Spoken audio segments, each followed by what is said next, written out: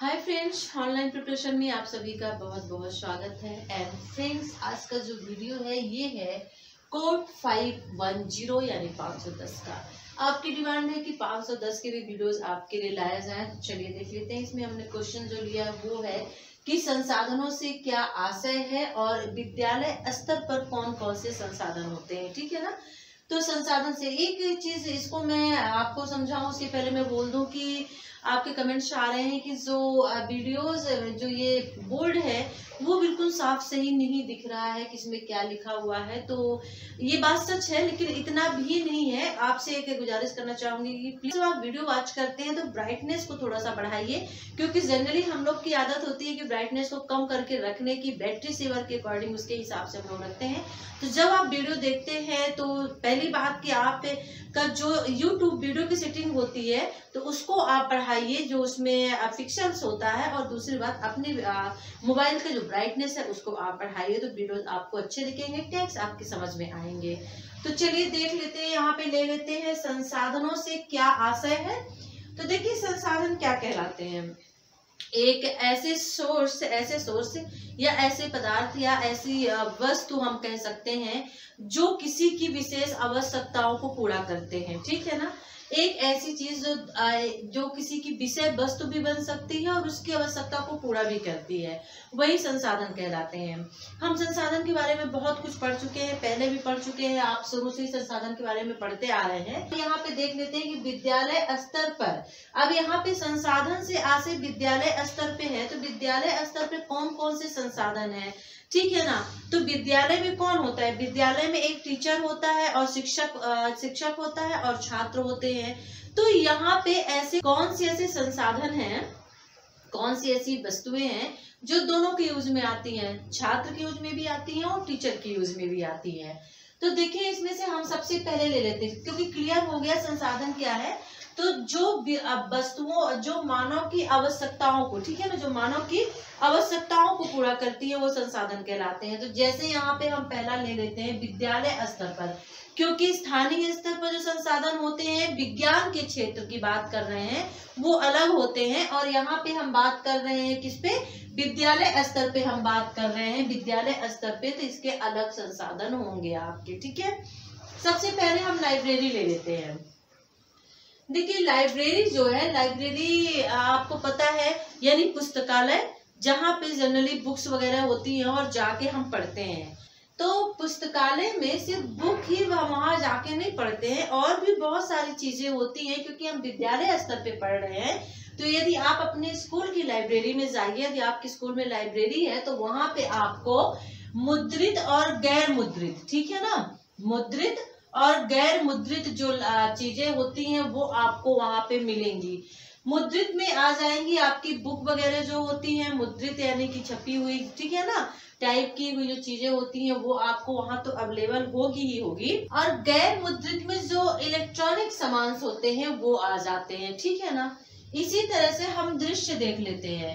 देखिए दृश्य सामान में क्या क्या चीजें वहां पे अवेलेबल हो सकती है लाइब्रेरी में, कि दृश्य सामान के अंतर्गत तो देखिए आप चार्ट वहां पे आपको मिलता है, मैप मिलते हैं, नक्शे मिलते हैं, बहुत सारे चित्र आपको देखने को मिलते हैं, एक आर्ट गैलरी यदि आप वहां चाहते हैं तो वो चीजें मिल जाती हैं।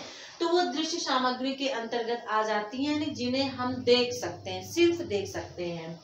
फिर श्रव्य सामग्री, श्रव्य यानी सुनना होता है, तो सुनने के अंतर्गत क्या क्या चीजें आती हैं वहां पे, ऑडियो कैसेट्स वगैरह बहुत सारी चीजें होती हैं। सीडी हो गया, कैसेट्स रिकॉर्ड हो गया, टेप रिकॉर्डर हो गया, जिन्हें सिर्फ हम सुन सकते हैं, तो वो भी चीजें वहां पे अवेलेबल होती हैं। और इसी तरह से दृश्य श्रव्य सामग्री, अब दोनों को हो गया। तो जब दृश्य श्रव्य हो जाता है तो मॉनिटर हो गया, तो यहाँ पे वीडियो हो जाएंगे, सीडी हो जाएंगे, ठीक है ना, स्लाइड्स हो जाएंगी, जहाँ पे हम देखने के साथ साथ में सुनने का भी काम कर रहे हैं। तो इतनी चीजें लाइब्रेरी के अंतर्गत हो गई, मुद्रित, गैर मुद्रित, दृश्य श्रव्य और दृश्य श्रव्य। ठीक है, यानी कि अलग अलग, एक बार दृश्य, एक बार श्रव्य, फिर एक बार दृश्य श्रव्य, दोनों साथ में। अब हम ले लेते हैं प्रयोगशाला। ठीक है। प्रयोगशाला, हम साइंस की बात करें, विज्ञान की बात करें और प्रयोगशाला ना हो स्कूल में, ये हो ही नहीं सकता है।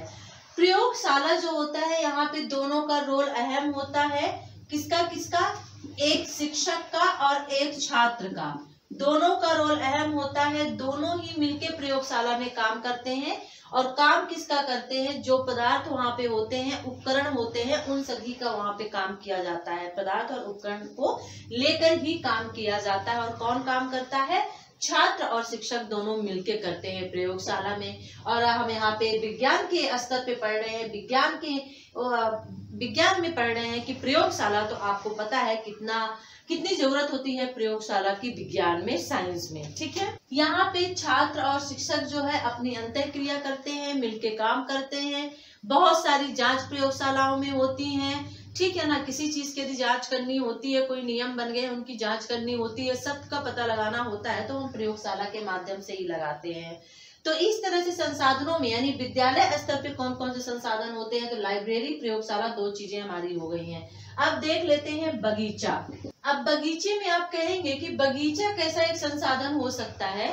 तो बिल्कुल बगीचा एक संसाधन हो सकता है। वो इसलिए हो सकता है कि आप हर एक स्कूल में बगीचा होता है और रखना पड़ता है। और खास तौर पे जब हम साइंस पढ़ रहे हैं, मैथ पढ़ रहे हैं, या फिर हम सोशल स्टडी पढ़ रहे हैं, या हम फिर इन्वायरमेंट, पर्यावरण पढ़ रहे हैं, उसमें बहुत सारी ऐसी एक्टिविटीज होती हैं, क्रियाकलाप होते हैं जो बगीचे से संबंधित होती है।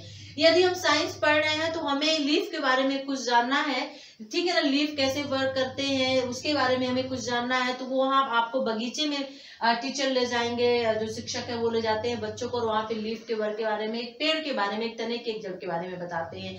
यही हम एनवायरमेंट में और सृष्टि में भी करते हैं, ठीक है ना। तो बगीचे का भी अहम रोल है। बगीचा भी एक संसाधन ही है, किसके लिए? विद्यालय स्तर पर। जैसे जब मैथ की बात करते हैं, तो यदि हम किसी एरिया को समझाना चाह रहे हैं, किसी क्षेत्रफल को समझाना चाह रहे हैं, यदि हम किसी चीज को नाप के बताना चाह रहे हैं, तो वो हम बगीचे में जाके कर सकते हैं। तो बगीचा भी एक संसाधन ही है, ठीक है। इसको आप और भी एक्सप्लेन करके लिख सकते हैं। यदि हम एसएसटी में बच्चे को भ्रमण के बारे में समझा रहे हैं, किसी चीज के बारे में बता रहे हैं, तो यदि आप भ्रमण कहीं बाहर ना ले जाएं और बगीचे में ही बाहर लाके उसके बारे में समझाएं बच्चों को, तो बच्चे बहुत अच्छी तरीके से समझते हैं। तो बगीचा भी अहम रोल जो है अदा करता है एक संसाधन के रूप में। अब देख लेते हैं खेल का मैदान। खेल का मैदान, खेल के मैदान में हम भी बहुत सारी चीजें सीखते हैं। कहते हैं ना कि खेल में ही बच्चों को पढ़ाया जाए तो बच्चे बहुत अच्छे तरीके से समझते हैं। तो खेल के मैदान में जैसे आप कोई बल के बारे में है, संवेग के बारे में है, दौड़ के बारे में आप बच्चों को बताना चाहते हैं, तो खेल का मैदान आपके लिए बेस्ट ऑप्शन होगा कि आप वहां पे ले जाएं, बच्चों को इनके बारे में बताएं। बच्चे आपस में भी खेल के मैदान में बहुत कुछ सीख जाते हैं। बहुत सारे ऐसे गेम्स होते हैं, बहुत सारी ऐसी एक्टिविटीज होती है जो बच्चों को खेल के माध्यम से सिखाई और पढ़ाई जाती है। तो खेल का मैदान भी एक जो संसाधन का रूप बन जाता है, ठीक है। और कहते हैं कि एक शिक्षा को आनंददायी बनाने के लिए, पाठ को आनंददायी बनाने के लिए खेल से जोड़ना बहुत जरूरी होता है। तो इसमें हमने विद्यालय स्तर पर संसाधन कौन कौन से हैं, तो हमने देखा लाइब्रेरी, जिसके अंतर्गत मुद्रित, गैर मुद्रित आता है, दृश्य श्रव्य आता है।